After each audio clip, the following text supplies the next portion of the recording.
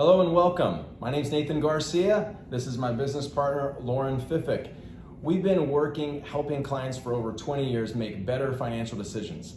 We started this newsletter, 4Thought, 4 years ago with the intent of filtering out through the noise that we're all subject to on a day-to-day basis and deliver a clear signal about things that we think are crucial to your long-term financial success.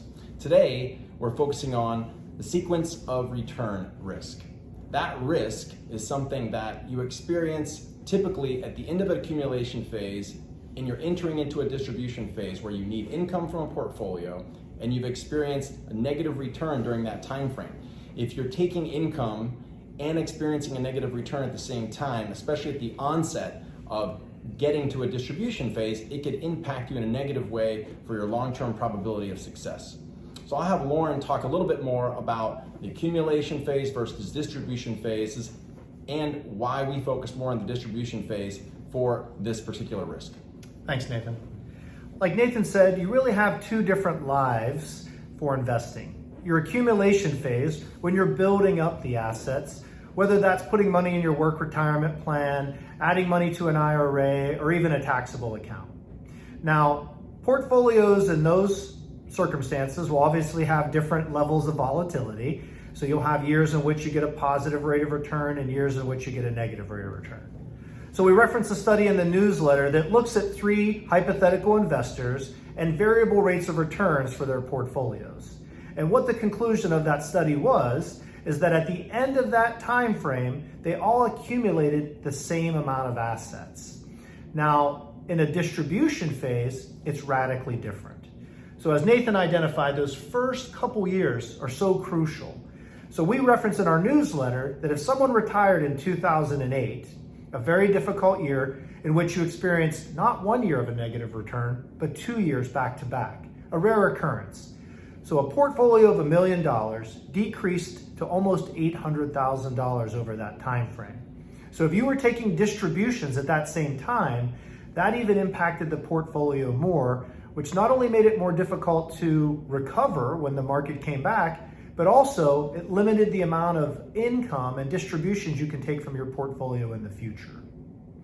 One strategy that Nathan and I have come up with in years and years, 20 years of working with clients and friends and family, has been a strategy that we call internally the bucket strategy.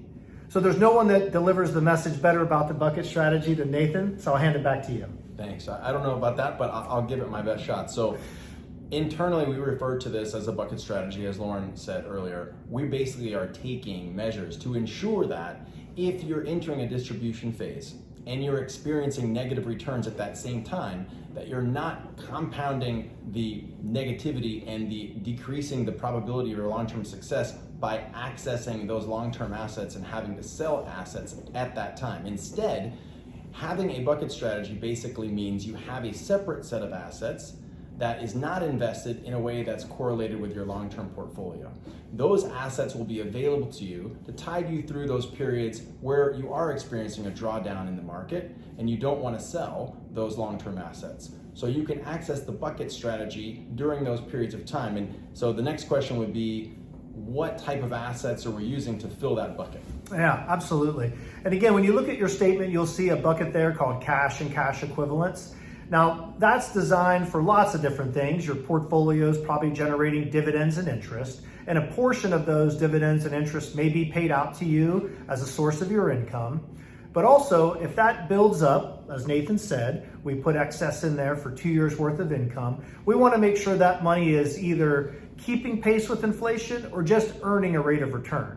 Therefore, we're using money market funds, CDs, treasuries, and other short-term fixed income products that meet that goal.